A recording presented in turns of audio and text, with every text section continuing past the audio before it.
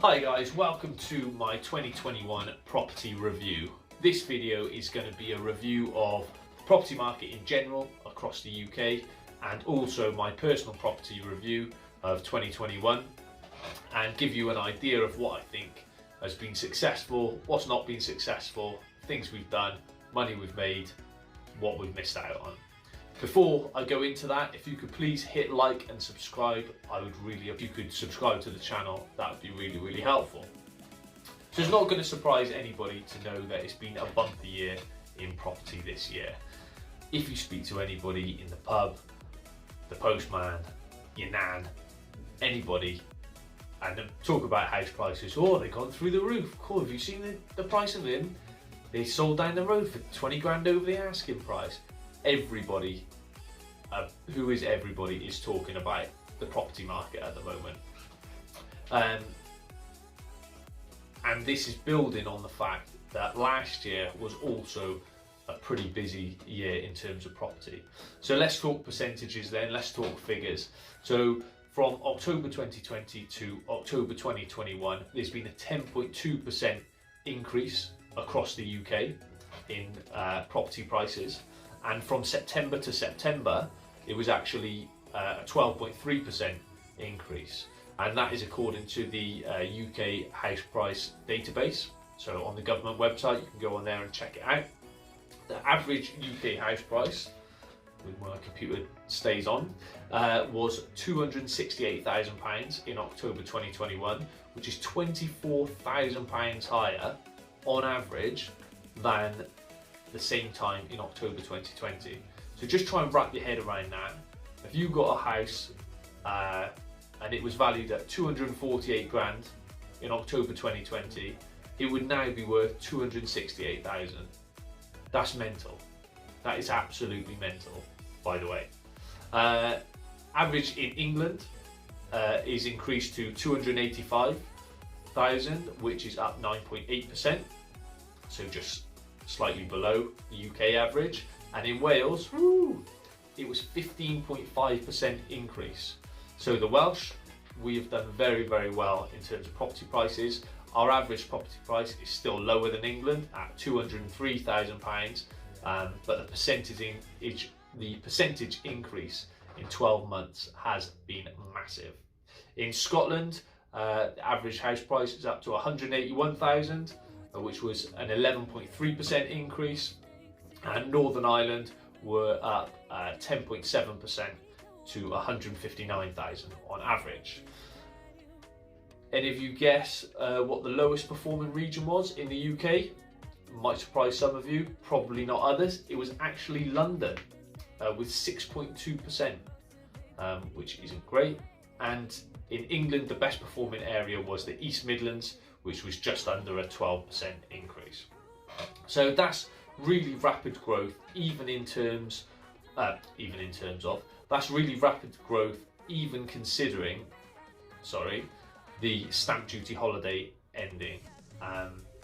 So a lot of people thought, oh, property prices are going to stack now, the market's going to dry up because of the stamp duty holiday ending. Didn't seem to make too much difference, to be fair. As we know, it was phased out anyway, so any difference it was going to make was probably tapered off. There was a slight dip towards the end of the year, but that's only really natural, and it would have been very surprising if things had continued to grow at the rate they were before. Now I'm going to move on to my personal property journey this year. In some ways it's been busy, in other ways it's been really slow and frustrating. So rewind to this time last year, and we'd agreed a price of a flat for 95,000. That took absolutely ages to go through. So house prices being high is fantastic. Supply and demand, the demand on the property market is great, but the negative effect of that is all the solicitors were swamped. So things were taking ages and it was a right pain in the ass. So we agreed that at the end of December 2020 and it didn't go through until, I want to say April, which is slow, very, very slow. The good news with that is we made 20k in a weekend. Yeah, you heard that right. £20,000 pure profit in a weekend. We completed on the Friday, we had sold on the Monday, or agreed the sale on the Monday, I should say. But then going back to that slow process, it took bloody ages, like another 3 months or so to complete, which was crap.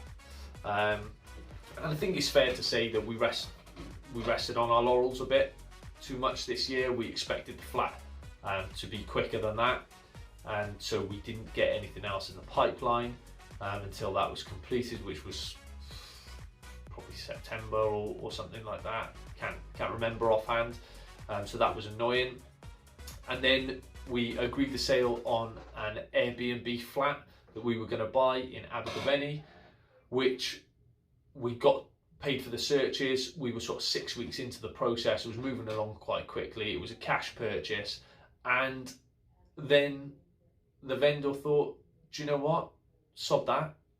I'm not going to sell it. Or I am going to sell it, but I'm going to extend the lease myself, and I'm going to sell it for 20 grand more than I put it on for, even though the lease extension was only 10 grand. And surprise, surprise, a couple of months later, 3 months later, it's still on the market. So that was really frustrating, because we were going to dip our toe into the Airbnb market, which would have been an interesting journey to document, but it didn't happen. On a side note, sold a residential property, which was good, made a really good profit on that. Don't really want to talk about the figures on that because the missus will kill me. And we bought another residential property. Both of those actually are on the channel. You can, to be honest, you can find the prices on Rightmove if you were so inclined. But the videos are on the channel. Check them out. I'm sure you can see it's been a bit of an upgrade. And to get the first residential property up to a point of sale, like our home up to a point of sale, was hard work. You know, there were lots of little bits that we had to do to finish that off.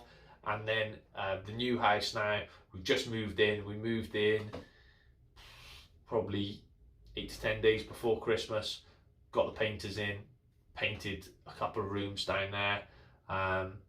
The boiler went wrong the night before Christmas Eve, so we had to get the boiler fixed. We've had some new downlights fitted in the kitchen. So nothing really stopped. So I say it's been slow, but at the same time, there's always been something going on. In terms of the future, I'm sure you've seen the videos on the channel so far. We've been looking at some HMOs potentially in Treforest, which is around where the university is. I'm going to be doing a video on that early in the new year, because I think we are going to look to move away from flips in the short term and get some regular income coming in. So that'll be hopefully from HMOs. Treforest seems like a good spot in Pontypridd. I'll go through the figures on those as and when we're doing them, but that looks quite cool. So yeah, on a scoring level for property in the UK, you've got to give it like a 9, because it's been really good. And personally, I'd go for a 6. Sort of feel like time slipped away, didn't really do enough, putting a lot of pressure on myself and the company to grow more quickly than it is. But that, you know, there's a trade-off, isn't there? If you're buying a house and selling, if you're buying your own home or selling your own home, or both, these things take time. Other projects as well going on in the background, which I'll let you know about in due course. But yeah, I'll give it a 6. Could have done more. And I'll reveal what we are going to do in the video coming out in January about plans for 2022. So please hit like and subscribe if you've got this far. Really appreciate it. All your help, viewing hours, subscriptions, much appreciated, much appreciated. It sort of gives me the motivation to keep doing it, to be fair. And you're going to have regular videos coming out now every Wednesday, definitely until March, because that's what my content schedule says. And hopefully, after building a bit of momentum, we'll keep pushing on after that. Thanks for watching, guys. Take care.